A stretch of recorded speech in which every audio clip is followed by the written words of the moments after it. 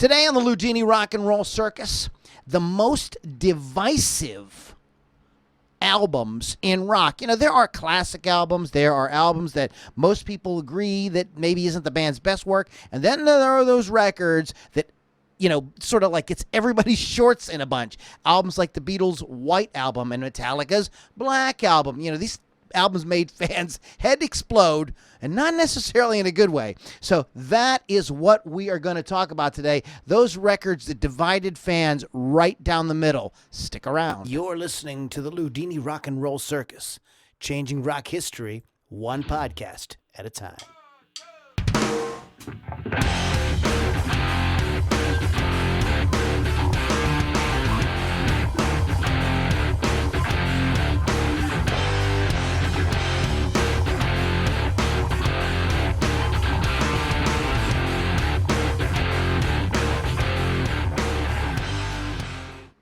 All right, everybody, it is the one and only Loudini Rock and Roll Circus podcast. My name is Lou Lombardi, a.k.a. Loudini. And sitting next to me on the co-pilot's chair this evening is the lovely and talented Miss Lily Von Six.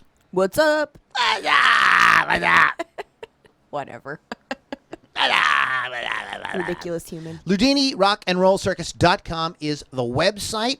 We've got all kind of cool stuff there, tons of podcasts. What's really going on, though, guys, is you want to go to LouLombardiRocks.com. That gets you all kind of exclusive, cool stuff that you don't get anyplace else. In fact, we do like an after show, like a post-podcast rap party there, where not rap, W-A-R-P, not R-A-P, okay? Just don't get your shorts in a bunch. And we hang out there. We tell some crazy jokes and stuff like that. It gets a little dirty. It gets a little raunchy. You never know what the subject matter is going to be. This week it's kind of freeform there, but you can find out about that at LouLombardiRocks.com. There's exclusive music. It's a great community, too, where you can interact. We're in there like all the time talking to you guys about music. It's a cool thing. LouLombardiRocks.com. And I think that's all I'm going to do for the plugs right now because I am really excited about today's topic, which is these divisive albums. And we're going to get into that in a second. But I have, as I mentioned a second ago, I've got Lily V6 here, and it would just be wrong of me to not have Lily kind of give her little synopsis of the week. So what's been going on with you, Lily V6? Well, on Friday, I went to the Hard Rock Cafe to see the band L.A.Y.N.E.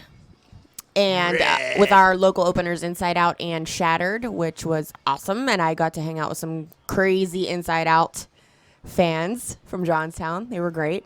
And actually, the rest of the weekend was mostly mellow. I cleaned. But this week, I'm going to see Fuel on Saturday with my sister at the Meadows Casino right here in Washington. So if you want to meet Lily in person, go to the Fuel and buy Lily a drink. You can go to the Fuel show at the Meadows. That is on Racetrack Road. What is that considered? Is that considered Meadowlands or Washington? I think they consider it Washington. In Washington, PA. But you guys just go to the Meadows schedule there. We are not here to plug the Meadows. They don't give us any money or anything like that. But they do get rock shows in there. And, Peter Frampton has been there. Ted Nugent. A lot of Eddie cool Money. bands. Eddie Money. Who's sick now. Money Penny from James Bond has been there. I saw Vince Neil there. But, he wasn't really bad that day, so that's good. So it was the day when you posted those videos from that. Yeah. And he did. I thought he sounded good. He did sound good. The first time I saw him without Motley Crue, he sounded like shit. And then the second time he sounded great. So it's really a crapshoot. Depends on if he rests his voice, I think. Yeah. But, yeah, it was good. They have a lot of great shows there. Yeah. It's a fun thing. There's a lot to do there. There's the ponies. There's the nightclubs. Yeah, the nightclubs, the one-arm bandits. There's gambling, drinking. They've got tables there, which I remember that they were going to put those in, and I hadn't been there in a long time. I was down there on this weekend, met a friend down there, and I was like, oh, crap, this is like Vegas. Craps. Crap, you can play craps. Why is it called craps? I don't know. Somebody, one of our fans chime in and tell us why it's called craps. Give us some information. And if you tell me why it's called craps, I will send you a Loudini mug. So, but it's got to be the right answer. Don't just make something up. We're going to fact check you. Or get really creative with it. Okay. This is When I'm Gone by Dirty Money. Not to be confused with Eddie Money. Gotcha. And not Dirty Money, Dirty Honey. Did I say Dirty Money? You said Dirty Money. Dirty Money. That would be a great name for my band. Is looking for a name right now. We're calling ourselves 20,000 Metal Dicks, and that's going to be a play that you're going to see that at a show. We're going to need to talk after we're done. Okay. You're going to see that pop up on some posters and stuff like that. If you do, that's us. We're kind of going a little incognito. It's not that incognito now that I announced it to like a millions of fans. But this is When I'm Gone by Dirty Honey on the Loudini Rock and Roll Circus.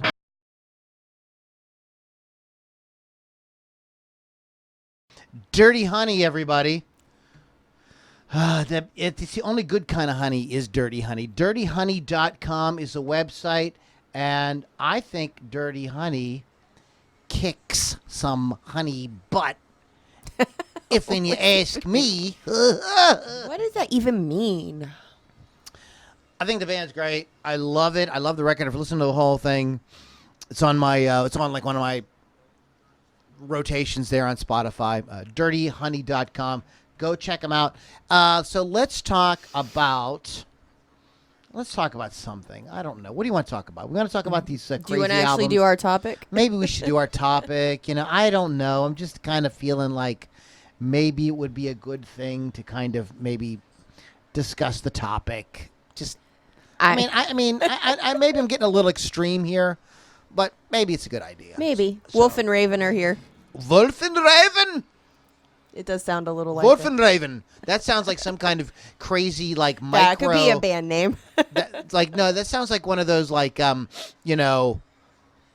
like locally distilled whiskeys or something. Wolf and Raven. Yeah, I would never drink that. I would. We know that. I would. I'm like, give it to me right now. I want to drink it. I don't even know what it is. I'll drink it. Okay, so we are talking about albums that today's show is on divisive albums. Albums that maybe split fans or really kind of like blue. And I'm not talking about because the guy was naked on the cover or something like that. We're talking about the music. Yeah, I don't care about anybody being naked. Happen. We could do a whole show on album. We have done shows on album covers in the past. Yeah, I wasn't here for that one. But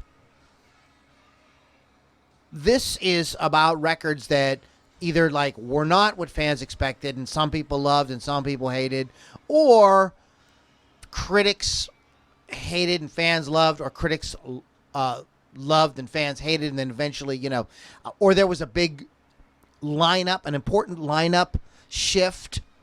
Or what have you. So sometimes these things happen and all of a sudden, but the band carries on, and again, some fans love, some fans hate. So that is what a divisive album is, and that's what we're talking about tonight. So I have a little bit of a list, and Lily has a list, so let's go ahead and jump right in and talk about what the heck it is we are going to talk about. Okay. So on my list, so I find when an album is polarizing or divisive, it's due to changing sounds or waiting too long to come up with an album, and the fans are like disappointed or whatever. But the first one I put, and this is one where the fans sort of were upset at first, but now it's considered to be genius 50 years later. It's Sgt. Pepper's Lonely Hearts Club Band from '67 by the Beatles.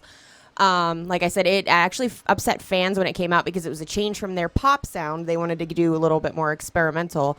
And it's been noted as one of the first concept albums. And like I said, after 50 years, it still sort of really holds strong. Everybody thinks it's like one of the best albums ever. And it doesn't really sound dated to me for the most part. But people are way more accepting of it now, considered a masterpiece. But then, like, the fans were truly upset that they changed from their little mop top happiness to something like this. So. The Beatles had been evolving a bit, and this is one of those bands that really, they were always hungry to do something new, do something a little bit different. And there have been artists like that have been able to go like that and really, if you're doing that, you're going to have hits and misses. The key is, can you stay out there enough that you can get fans back interested again when you have another hit in between your misses. A good example is David Bowie, who constantly, he would he like sort of changed for a while. He changed what he was doing on every record. Yeah, I think he was getting bored and he just wanted to. Yeah, and new. And that's what happens with artists sometimes. I mean, like if you listen to David Bowie's very early stuff, what a lot of people don't realize is when David Bowie first emerged, his name was Davy Jones. And he changed his name to David White. But in any case, Sgt. Pepper's. I want to speak for a minute about Sgt. Pepper's because I've got the Beatles on my list as well.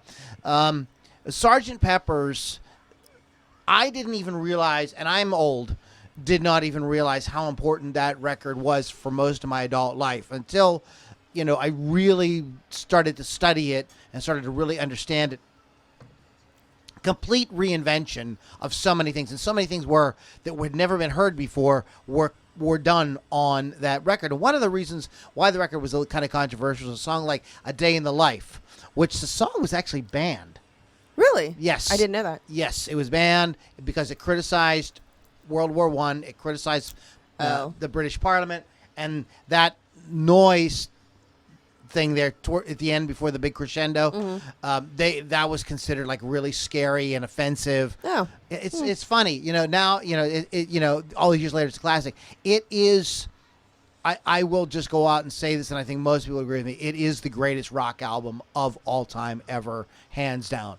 There's not a bad song on it. All the songs are actually really freaking amazing. I think it's great. And it changed. So many things happened. And so many doors were opened up after that record happened. And it was all because these four guys said, well, what if we were a different band? What if we pretended on this record, instead of saying we're the Beatles, let's pretend we're this other band. We'll call it Sgt. Pepper's Lonely Hearts Club Band. And so we'll be this other band. And it just goes to show you, sometimes just by shifting your perspective, what you can kind of accomplish and where you can kind of see things from. So, that is, I think in many ways it's a polarizing album. I'm going to chime in with one that's on my list because it is a Beatles album as well, and that is the White Album. Eventually, Sgt. Pepper's was declared amazing, and everybody loved it. And a lot of people, the Beatles were also heavily into transcendental meditation at this time and everything. But by the time they got around to doing the White Album, some things had changed. John and Yoko became very, very close. This was causing tension in the group. Also, and it's never been completely explained, but their association with the Maharishi dissolved. So they became different spiritually. They were in a little different place. As well as this is the first album where they ever brought in guest musicians to play. Most notably, Eric Clapton on While My Guitar Gently Weeps. Mm-hmm. And a lot of people were really expecting, okay, the Beatles did the Sgt. Pepper's thing. It was freaked us all out and everything, but now we've come to accept it. So everybody's expecting So what's next? Everybody was expecting Sgt. Pepper's 2. Mm-hmm. The White Album is not Sgt. Pepper's 2. It's a much darker album. The subject matter on a lot of songs is very different. As it contains songs like Helter Skelter, Revolution Number 9, which every Beatle was against putting on the album, but it's on the album. It's the first record with backwards masking, where they intentionally put backwards messages in the songs and stuff like that. Very experimental. So it was a whole new thing that they were really doing, and some people. A lot of people wanted to like it, but weren't sure. They were really loved. They had finally said, okay, we'll get with Sgt. Pepper's, but this White Album thing, they just couldn't handle. So it divided a lot of people. Many years later, it is considered, again, another Beatles masterpiece, although some people still disagree with some of the choices on the record, mainly Revolution Number 9. That is still... I don't know, if you don't know it, it's not really a song. No, it's not. It's like a musical piece, and you can go check it out for yourself. But that would be that's on my list. Is the White Album by the Beatles. So what do you got next? Next on my list is Kid A from Radiohead, come out in 2000. It's following one of their greatest album, which is OK Computer. It's their most successful album. Some fans were not expecting the experimental stuff with the soundscapes and the dance and the rock, and they merged jazz in there and everything. Tommy York was sort of envisioning a radical change in direction, as artists do. and as we just discussed. But they incorporated the synthesizers, drum machines, strings, and bass, and they actually never released singles or videos to promote this album at all. So everybody just expected another OK Computer out of them. And the change from the earlier sounds sort of divided fans and critics, and some thought it was pretentious or deliberately obscure. And I don't love that one by them, but people who are diehard Radiohead fans love it, so which I am not. I only like OK Computer. OK Computer. Right. Okay. Right. I'm not familiar with that record at all. It did, when I did my research, I did see it, but I kind of like skipped over it.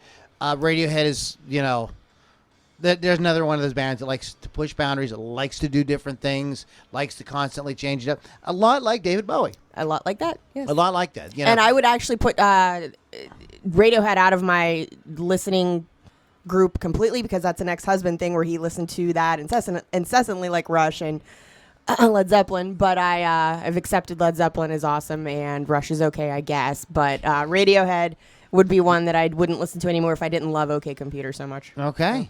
Okay. Okay, Lily. All right. Bite me. So I'm going to switch it up a little bit and get into the little bit of heavier mode here. I want to talk about a often forgotten Black Sabbath album. And this is the album that they did right after. A lot of people forget Ronnie James Dio left the band too. Not just Legit. Ozzy. Eventually Ronnie left as well to pursue his own thing. And it left a void. And there were some different choices that were explored for the next phase of Black Sabbath. One of the ideas was, well, instead of doing a Black Sabbath thing, we're going to do like a super group with like Vinny Appice, or maybe it's Carmen Appice, and Geezer and Tony and a singer. Some of the other singers that were considered, one of them, and this blew my mind, was David Coverdale. Mm-hmm. He was approached for this record. Yup. And there was somebody else. Do you remember who it was? I forget who. There was somebody else very, very famous who was out at that time who was approached as well. But their manager, who was Ozzy's former manager at this point, Sharon Osbourne's father, suggested Ian Gillan from Deep Purple. And it's, if you think about it, Tony Iommi said this was a band that was created on paper, and you can kind of see that. You got the singer from one of the greatest hard rock heavy bands of all time, Deep Purple, teaming up with the band that invented heavy metal. So, there was a lot to live up to, if you will, with this record. And the record's called Born Again. I didn't say the title of it yet. Okay. Yeah, and it is it charted pretty high. It was pretty set, made money for them, but it quickly lost favor with fans and was kind of languished for a long time. And eventually has come back and many people have rediscovered this record and have come back and said, no, it's very cool. I'm a little, I think the production's weird on it. I'm not real crazy about that. Ian Gillan is an amazing singer, and I'm a huge Sabbath fan, so I think it's a cool record. But there's stuff about also the album. This is where the album cover was a little bit controversial too, with the Demon Baby. Mm-hmm. At the time, you guys got to put. Nowadays we're so jaded by everything. We're seeing crazy stuff. Memes and stuff on Twitter and Instagram. All day long that are crazy, and we just don't even think about it. But at that time, that album cover was considered a little. Ooh, what are they? And they called it Born Again, and that was a whole thing in the '80s. There was all these the religion what do they call them? The religious right was very popular in politics. And so a lot of people were like, oh, this is, oh my God, what are they doing? I would tell you, go and give this record a listen if you haven't heard it in a while. I've revisited it. I've come back to it a few times, and it has grown on me, but I did not like it for a long time. I wanted to like it because I love Ian's singing. He's one of my favorite singers, and I love Black Sabbath. It just took a little while for me to come around to it. So if you're not familiar with Born Again by Black Sabbath, it was one of those records that kind of like got everybody's shorts in a bunch for a while, and it was kind of left on the shelf and then has kind of made a resurgence. So Born Again by Black Sabbath. Look it up. Look it up. We can do one more, Lily, before we play a song. Okay. Well, I'm going to throw out there Chinese Democracy just to get it off my list for 2008, Guns N' Roses. This is following 1993's The Spaghetti Incident. And the reason why fans are angry about this album is the first problem is you made them wait 15 years for new material that was anticipated 4 years. Second, only 3 of the songs on the album weren't leaked to the public. Thanks to the internet. And third, it was garbage according to most fans. It was a letdown. However, critics loved this album. It got great reviews. Go ahead. Maybe in 20 years, people It'll will be look cool back again. and go like, wow, thinking? we forgot we didn't realize, what an amazing, important record it was. I'm sorry, go ahead. I didn't mean to interrupt you. Oh, that's okay. Some people say the sound is dated. They took too long for a comeback. Some of the critics who didn't like it, the New York Times quoted, it was a loud last gasp from the reign of an indulged pop star. Spin magazine said the only way the record could have lived up to its legend would have been to never come out at all. But like I said, it was met with positive reviews and got number 3 on the charts. So I'm not. This isn't on my list, and I know it's not on Lily's list. But just to follow on that same type of thing, is I just was thinking about it now. Is I'd put Third Stage by Boston on that list. yes, I mean, I know that the classic rock stations, the heritage rock stations, whatever, loved Cool the Engines and Amanda, but they're really weak songs. And it was they only got played because Boston was so huge in the 70s and people they were starving. Eddie Murphy tells this joke about where he said, if you're starving and somebody gives you a saltine cracker, you're like, ooh, that's pretty good. What was that? Oh, delicious. That's what I feel like the Third Stage that's by a great Boston pick. was. Actually, I'm surprised that wasn't. On your list. And I would put Chinese Democracy. Chinese Democracy, though, is more on a divisive thing because there are a lot of people, like critics, who are saying, no. There's some there's some really cool stuff on this record, and you should check it out. People were just ready to hate. That's all. That, and I think too, they took so damn long, just like Boston did. Mm-hmm. It just even Axl Rose, who's one of the greatest frontmen ever in the history of rock and roll, couldn't pull off a 15-year wait with all the BS that happened in between. He just as great as he is, he couldn't make it happen. We'll be right back with some more divisive albums on the Loudini Rock and Roll Circus. Remember to join us afterwards at LouLombardiRocks.com. We're going to have a good time. Talk to you guys here in a minute.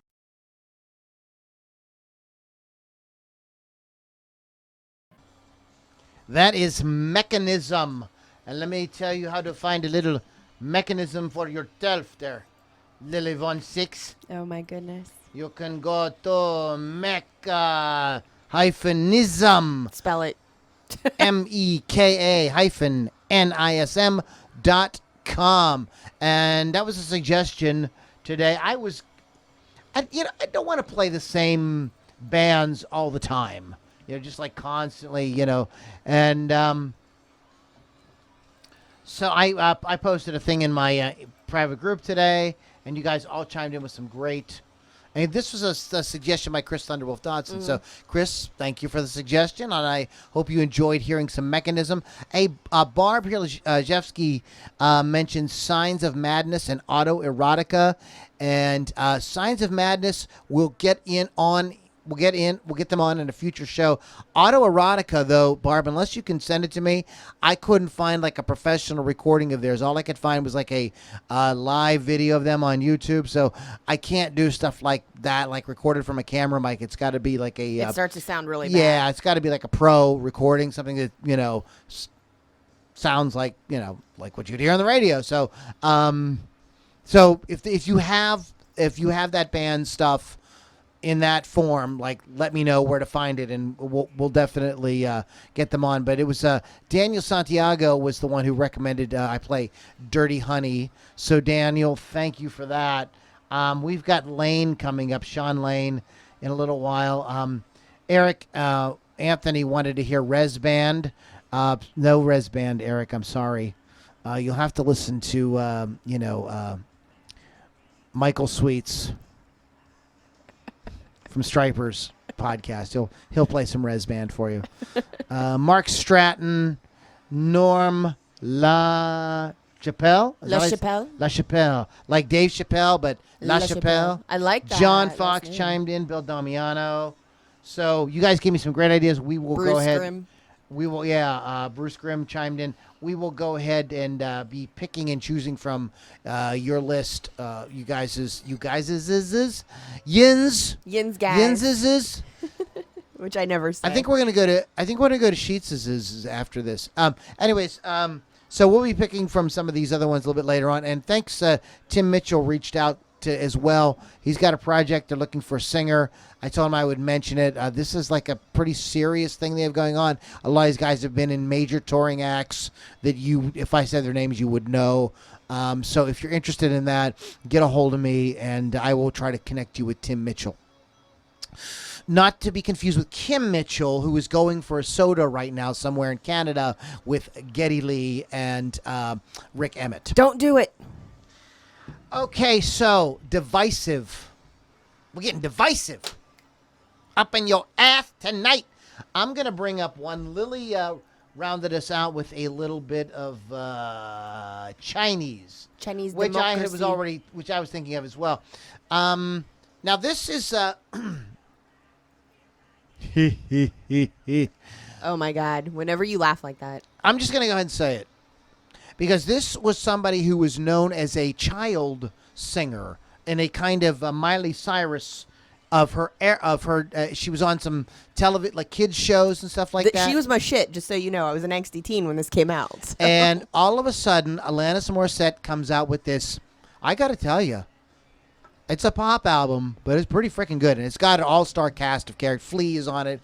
Everybody who on it is like top players. There are 2 versions of You Oughta Know, by the way. Do you know that? Yes, I have all her CDs. Yes, and I have all her albums. I believe I like the reprise one actually better. At the end, it's got more guitar, heavy guitar in it. But she put out this record, and it's like all killer, no filler.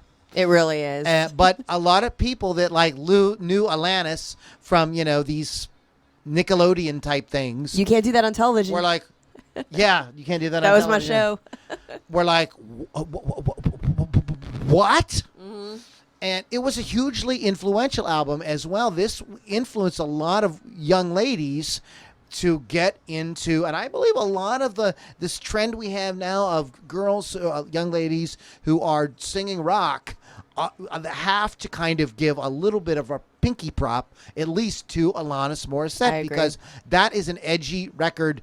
Not all the songs are like rock, but they all have that, it's like balls out in your face stuff. She pulls no punches. It fit in perfect with the 90s, with this sort of like switching it all up. Men were no longer, out there, in tight leather pants and, being all Rico Suave with the ladies. They were more introspective and everything. Now here comes a woman who's kind of like taking that kind of balls out sort of approach with the music and getting in your face and singing it loud and proud. A lot of people loved it, and a lot of people absolutely hated it. We were a rock band, and we played in bars, and You Oughta Know was in our set, but we would get a lot of grief from rock fans going like, "Why are you playing that crap? That sucks." So I mean, I was 13 years old when that came out, so that was what I was like. I'm like, oh, an angry female, awesome, let's do this. Absolutely, it struck a total chord with a lot of people, as well as turned a lot of people off. So it's a divisive. She's a divisive artist, and she is mellowed in her old age, and she is involved with some different aspects of spirituality. I recently saw her in a great documentary that is produced by Sharon Stone about meditation and things like this. And she has, she's got kids now. She's not, she's not crazy. Yeah, she's not talking about the guy from Full House who, broke her heart. Yeah, screwed her over. She played God in Dogma. Yeah, she played God in Dogma. She played a lesbian in She didn't Sex play and the Dog City. in Dogma. She played God in Dogma. Dog in Dogma? No. Yes. God in Dogma. Right. And she was in what did she do in Sex and the City? She was a lesbian in Sex and the City. Well, what can you say? Anyway, so that's that is. I wanted to throw that one out there. Probably again, it's so divisive. We probably lost some listeners. So speaking of listeners, what are people saying? What's going on out there? Who's watching? We got to do shout outs. We have got Charlie Doyle Jr. He says Lillian Lou, sup, Bill Damiano, John Scanlon. If I screw up your name, I'm sorry. Michael We Prado. suck. Bill, what? Charlie said we suck. No, he said sup. Oh, he said. Oh, I thought you said you guys suck. Oh, okay. Michael Prado, Billy Altman, I said, didn't I already? Dan Titus said, as far as divisive albums, music from the Elder Kiss went from sort of bubblegum level rock I forgot to write that freaking to thing down. thinking they were Pink Floyd. I was at the gym today. I'm going like, I got to write music from the Elder down by Kiss. Oh, thank you. Thank you. I was on my mind. I forgot to write it down. Also said Alice Cooper with his punk new wave era, Special Forces zipper, catches skin, etc. Mary Wall says hi. Robbie Davis said Red is awesome. Gary Wayne Cunningham, Celtic Frost, Cold Lake. I don't know if you're suggesting or telling me that that's a divisive album. Who else do we have here? Craig Condon, who are we listening to? And John Scanlon told him Dirty Honey. Angelina Green is watching. She's one of our Rock Rage peeps. Diana Swen says hi, guys. Mark Sambuco, Jerry Colburn is watching. Angie K. Cameron Barlow. She says she's watching Rock Rage even though she's sick. That's Why, awesome. thank you. Chris Thunderwolf Dotson said, Billy, this is my friend's band Mechanism from Florida. Butch Brown says, cool, sounds good to me. He liked the song that was playing. Tony West is watching. Tracy Sampson is watching. James Gentry is watching. Russ Horwinkle says, play a song. We just did. Calm yourself. Tracy Sampson, I heard Alanis' voice very loud every single morning until it was time to leave for school. She is referring to me. That is my mother. Billy Altman says, everything is awesome. Diane Swen says, great show. Love you guys. All right. So let's go ahead and carry on with our show. Thank you guys for all the output and all the shout outs there. Yes, I'm so glad somebody mentioned music from the Elder because I had forgotten to put it on my list. I was at the gym today. I'm like, music from the Elder. That is definitely. And this was Kiss trying to do kind of Pink Floyd. Pink Floyd-ish, progressive kind of. Kiss is not. What's the word? Concept. Okay, yeah. Type album. And Gene Simmons talked about it in his book. Apparently, there was supposed to be a whole thing with this. There was supposed to be another movie, and it was supposed to be like a big deal. But all that came out was the album, and he said it confused fans, and but according to Gene, everything Kiss did was brilliant. Well, obviously. So, if you've never read Gene's book, Kiss and Makeup, have you ever read it? No. I highly recommend that you read it, even if you're not a Kiss. Let me put it this way: if you are somebody who is like entrepreneurial, you're business minded, you have some ideas about maybe some different products or services you want to kind of put out there in the world, you think you should listen to his book because it is really, as much as it's a lot of fun stories about Kiss, there is a lot of great business sense in there, and he gets asked to speak at a lot of business expos and conventions and things like that for a really good reason.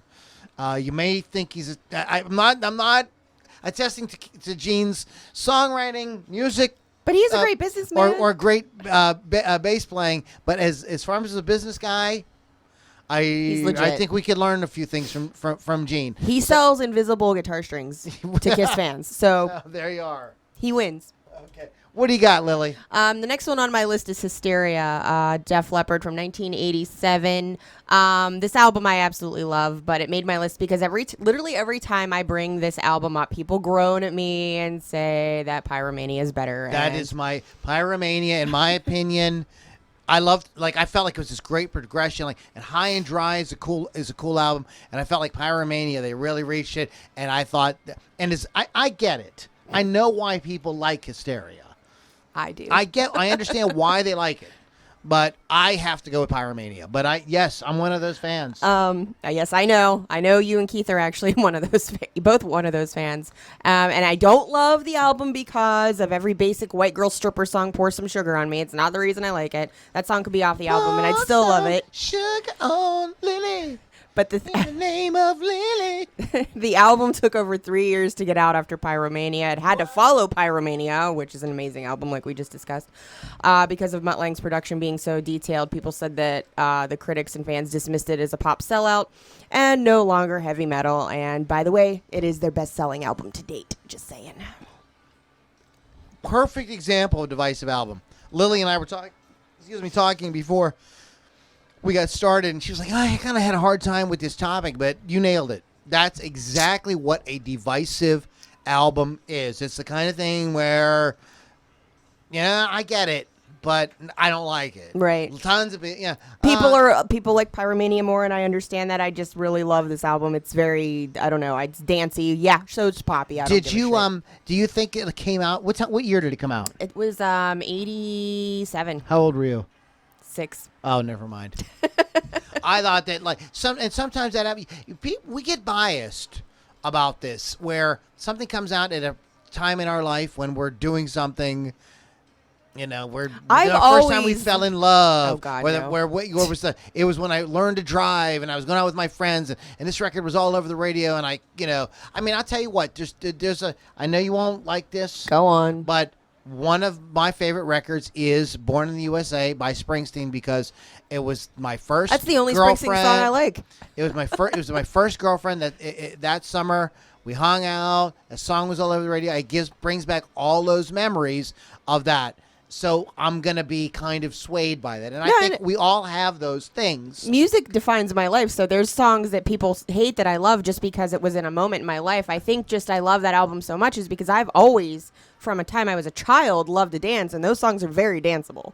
So it's rock you can dance to. and it was very pop rock. Right. And they definitely did. But I think that fans that really like their more like straight up rock and roll stuff felt a little alienated. They were disappointed. And we're going to talk about that next with the next album I'm going to bring up, which is Metallica, or as is more commonly known as the Black Album. We talked about the White Album. We're going to talk about the Black Album. And this was an album that people were like, banging their heads. What the hell, Metallica? This is not metal. This sucks. You sold out. Oh, my God, you're terrible. Boo. The whole thing. And as Jason Newsted said, he said, yes, we sold out every night we play. You're welcome. They put out, I actually just re-listened to And Justice for All the other day. And that is a metal album. There's you would not mistake that record for hard rock at all. It is metal up your ass. And for them to go from that to the Black Album was total shock to fans. But James Hetfield has talked about this many times, and he says as they were touring with And Justice for All, and they were playing these long pieces like one with all these different sections of, he says he could see people in the audience kind of eyes glazing over, yawning, and he was like, maybe we should tighten things up a little bit. Maybe we should take a little bit of a different approach. And yes, Metallica was one of these bands that was playing giant freaking arenas and things like that with next to zero radio and MTV support. Next to zero. And they were able to do that. So what was the only thing left for them to do? Get on the radio. So they got together with Bob Rock and said, we want to do a record people might get played on the radio. So you can't fault them for that. And this is a band, as we're going to talk about in a few minutes, I believe Lily's going to bring up something. This is a band that has taken chances. And when you take chances, some people are going to like it. Some people are going to hate it. Some people are going to bitch. That's just how it's going to be. And sometimes they have some missteps, Lulu. That is a complete disaster. I didn't even bring that up because I saw you posted on the thing. I mean, that's like, it's kind of a miracle that it happened. That they worked with Lou Reed. I mean, that's like one of those things that, like, I'm glad it happened. Unfortunately, it's not a good record, but it's kind of cool that they did that. And they have jumped around and they've done all kinds of different things. They did an album of covers and things like that. All right. So they're the freaking. They have metal in their name. Okay, and for years and years and years, starting from the beginning of that whole thrash scene, they were the band who was like dragging that whole scene pretty much on their own for years and years and years. They deserve whatever. I'm preaching now, but in any case, they are one of the. So this album was divisive because it went more in a quote unquote hard rock direction versus metal. Although it is probably the most badass quote unquote hard rock album probably ever. I mean, if somebody was going to do a hard rock album, and Metallica does a hard rock album, it's like the greatest hard rock. It's like the hardest hard rock you could do. Yes. I said hard like 7 times. So anyway, that is my. You want to? Well, since we're talking about Metallica, okay. So Lily, so we were talking about. We were kind of going over this before, and Lily's good. So we'll go ahead and since we did the Beatles back to back, let's go ahead and talk a little Metallica. Saint Anger, 2003, Metallica. Alternative metal style raw production and no guitar solos. So with that, they sort of departed from their blasphemy, right? Metal, no guitar solos, right? They departed from their signature sound. It actually debuted at the top of the charts, but got many negative reviews. People said that this was the first time that Metallica plays with any passion, but the music sounds like a mess. People hated that Ulrich was ignoring the basic principles of drumming with his high-end drum kit, including steel drums, a broken church bell, and so on and so on. And Hetfield and Hammett's guitar playing sounded too processed and were overwhelming each other with noise. So this one, Saint Anger, actually angered many, many, many fans. But hence the name Saint Anger. But mostly critics loved it. So yeah, they've made some mistakes, but honestly, it's Metallica. It's different. Yeah, it's definitely different. It's different. A lot of people hate it. But a lot of people hate it. But that album has been, again, like Born Again by Black Sabbath, that album has been revisited. Mm-hmm. And there's people that I hated it in the beginning, or have come around, some friends of mine and stuff like that who've come around on that record. Said, no, there's some very cool things about it. Again, but leave it to Metallica. That's just jumping to I hate it already. That's all. Right? Yeah. I just hate it. I don't hear it. I'm like that though. I just hate it. I don't even hear it. I don't even know. I don't even know anything about it. If I hate it, I just broke my ring. Wow, your engagement ring. No, God, get out of here. Your engorgement ring. Mm-hmm. Anyway, it's. So Metallica, but again, like David Bowie, like the Beatles, like Led Zeppelin. These are bands that want the Police. Even the Police really, their first record, you go to Synchronicity. There's a lot of stylistic evolution that happens there, and when bands do that, sometimes you hit, sometimes you miss, but you got to give them credit for like trying something different. Unlike certain bands, AC/DC, that have done basically the same album since the beginning. The problem is the fans, and I'm not like totally blaming the fans, but you guys got to give the bands a chance when they try something new. Yeah, they're steering from the regular sound, but they wanted to try something new. You're their fan, so continue to be their fan. At least give it a shot. Come on, have an open mind. Listen to it before you hate it. I felt that way about Metallica too. I felt like metal fans were way too hard. I felt like they didn't understand this. They were just, because there's so much other metal out there. It's not like, because Metallica did the Black Album that all of a sudden metal's going to tank. Yeah. In fact, the Black Album probably got a lot of people who wouldn't necessarily listen to Slayer to kind of, wait a minute, who's these other bands that I always hear mentioned with Metallica, like Slayer? Like, what do they sound like? Right. And it probably got Slayer and Anthrax a few fans as well. So you have to put it a little bit in perspective. Speaking of, we're never going to get through everything on all the lists. I'm just trying to think of one. Real quick, I just want to say I do have Nevermind by Nirvana because, so many, as big as it was, so many people feel like, fuck you, Nirvana, you killed rock and roll. It's enough to be said about that, Lily V6. Do you want to talk about it? We both have this one. Yeah, I wanted to get this one in before the time was up. This is one of those criteria we had was sometimes there's a major lineup change that some fans absolutely are like, yes, and other fans are like, fuck you. This is one of the ultimate debates in rock music is 5150 Van Halen 1986, the first one featuring Sammy Hagar as David Lee Roth's replacement, and Sammy versus Dave is one of the biggest debates ever. Every time we talk about this, people are like on the fence about everything. And most people were confused with the choice by going with the Montrose singer to replace the balls to the wall frontman David Lee Roth. Most critics gave it a 3 stars or a C+, called it a failed experiment. Regardless of those diehard Roth fans not wanting anything to do with the new lead singer, the album went to number 1, surpassing 1984, which was number 2, behind Thriller, that Eddie made a guest appearance on anyway, so win-win-win for Van Halen, whatever. But I love this. I love Sam. Sorry, he's my man forever on Van Halen. I love all the songs that he did, and this is a great album, so I'm for it. I'm kind of a bad person to talk about this because I'm one of those people who I see the two Van Halens as kind of two separate things, and I think that they're both great.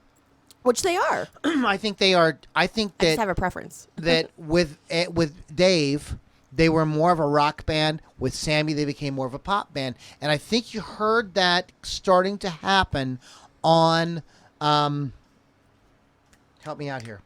I don't know what you're talking about. 1984. Oh, okay. Excuse me. I said that. I had a brain fart there. But on 1984, I think you started to hear with I'll Wait and Jump being, those songs are a little bit more pop for Van Halen. And to have that kind of to carry on, I think that this is kind of the direction that they were going in. They needed a different kind of, Eddie needed a different kind of collaborator, and they needed a different kind of singer. Well, Eddie wanted to do different things, and David didn't. If they were going to kind of, progress, and the band did progress. If you listen to their music up through 1984, and then you listen to their music post 1984 with Sammy Hagar, they are almost like two different bands. That's legit. It's like, Sammy's my preference, but I love both. And David is a great frontman. Actually, Sammy, we always say Dave's such a great frontman. Well, Sammy's more mellow. But have you seen Sammy Hagar live? Yes. He's a damn good frontman. Yes. He's an excellent frontman, and he's like 70. He is. And he still can belt, and he sounds freaking awesome. And he doesn't look 70. Yeah, yeah. So, I'm one of those people who I was totally with whatever they did. Part of it is because I'm a guitar player, and Eddie Van Halen is like my hero.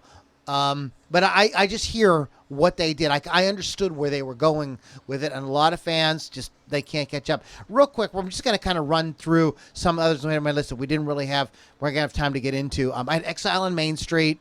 Never Mind the Exile on Main Street by the Rolling Stones for you kids.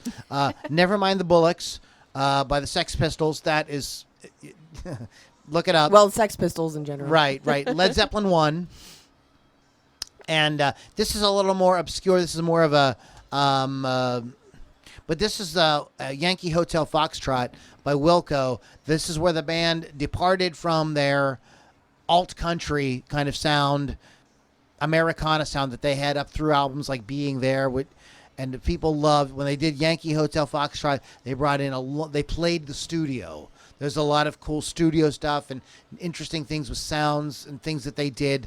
It's kind of an experimental album with all the songs, though, having a really great structure and being super, super catchy, even though the instrumentation and the arrangements and stuff were very, very odd to the typical Wilco fans. And a lot of people hated that record. I think it's brilliant, and a lot of other people, too. It's one of those records that divided fans. Wilco's personally one of my favorite bands, so I brought it up. What do you got that we didn't get to on your list, Liv?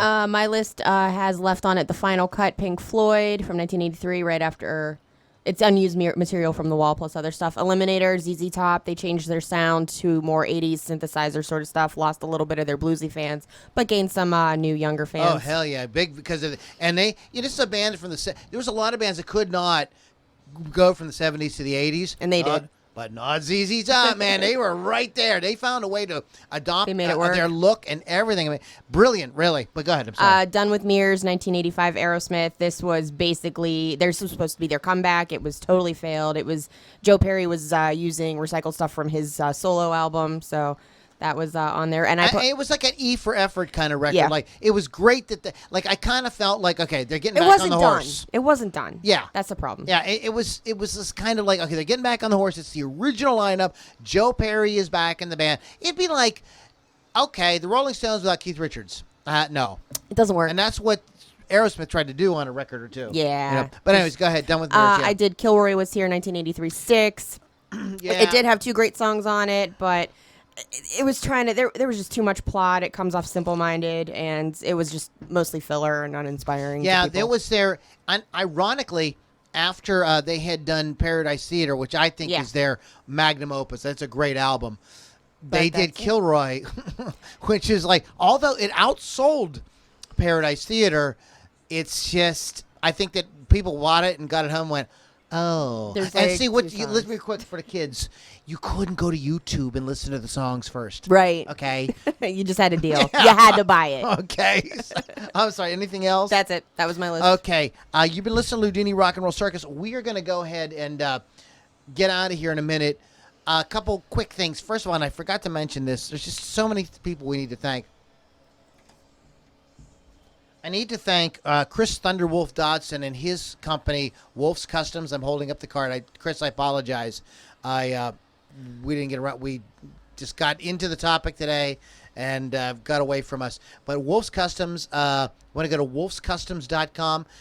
They do custom painting on your electric guitar. I don't know if they do acoustic guitars or not, Chris. I'm not, but I know he does electric guitars and basses. It's very cool stuff. You can check out some samples there at wolfscustoms.com. Thank you, Chris Thunderwolf Dodson. Shout out to Rock Rage Radio, of course. You guys are awesome. Thank you. If you love great guitar-driven rock, okay, and you don't know where to go, and you're going like, the Loudini Rock and Roll Circus isn't playing right now, or I've already listened to it this week, and I want to hear some more great guitar-driven rock. Rock Rage Radio. Just go to Rock Rage Radio. Yeah, 24/7. You can stream that, thing right in your car, and jam out with your clam out. Balls deep rock and roll. All week long, 24/7. And speaking of Rock Rage Radio, Lily? My show, Thursday nights on rockrageradio.com, or just download the app for free, is Hot Licks with Lily 6 p.m. Eastern Time. And I do interviews and I do play local bands as well as mainstream bands, so check it out. 6 to 8. You can check it on your drive home. I'm sorry. On the I was giving double shot of hot Thursday nights. I was giving you my hot licks. I know you were. Oh, Chris said he tries anything. So get acoustic, electric, what have you. All right. Painting. All right. Wolfscustoms.com. Go to, right now, before we sign off, we're going to play one more band. We're a little light on music tonight because the topic was really intense. Go to LouLombardiRocks.com. We're going to pop over there now and do our after show. It's a little more relaxed. This is pretty relaxed. It gets a little juicier. We just kind of... I'm feeling pretty juicy. Oh, my. Sorry.